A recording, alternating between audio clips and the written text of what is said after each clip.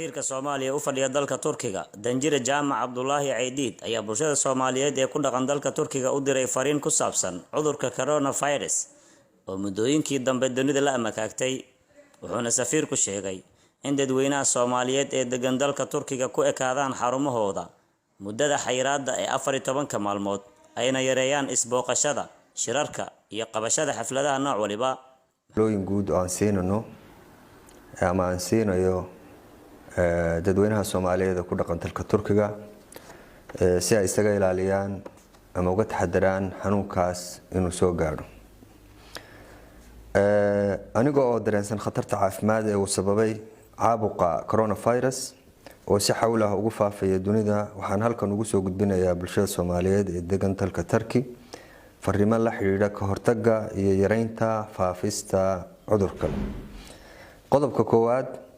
qorshaha cusub ee adeegyada safaaraddu bixiso annagoo ka qayb qaadanayna xakamaynta isu gudbinta caabuqa coronavirus waxaan ku wargelinaynaa dadweynaha soo booqanaya safaaradda Soomaaliya ee Ankara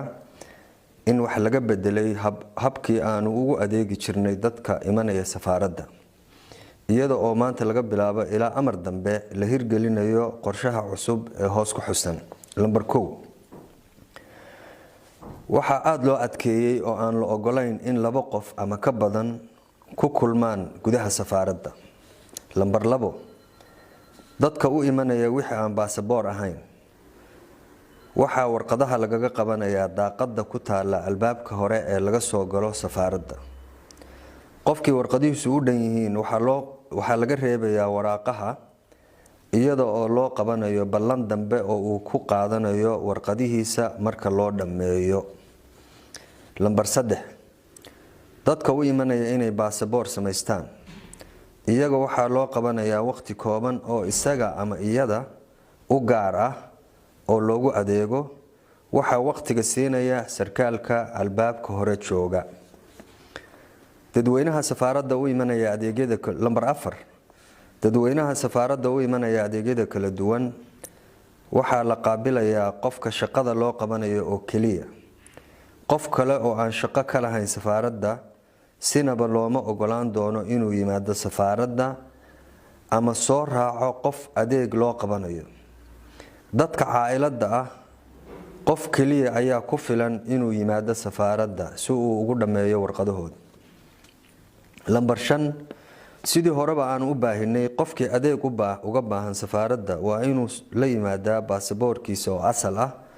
lagama aqbali doono koobi ama sawir lagu sito telefoonka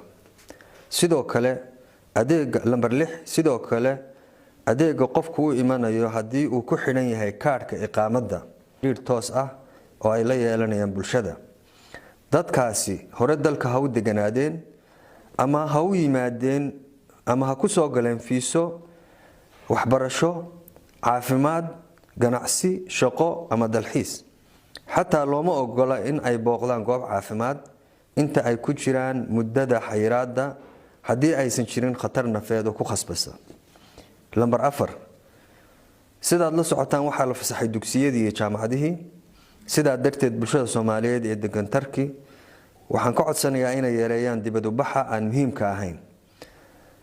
gaar ahaan caruurta waa in lagu dadaalaa in guryaha lagu hayo oo aan loo ogolaan inay sinaba dibadda ugu baxaan number 5 dadweynaha Soomaaliyeed waxaan kula talinayaa inay joojiyaan isbooqashada shirarka booqashada goobaha caamka ah sida makhaayadaha iyo moolasha iyo qabashada xafladaha chat kasto ay yihiin number 6 waxa la joojiyay in salaadaha lagu tukado salaada jamaacada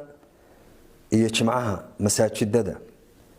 taas oo ay faafisay hay'adda diyaanad ee dalkan Maxamed Amiin Cabdirasaaq Aadam Bulsho TV magaalada Muqdisho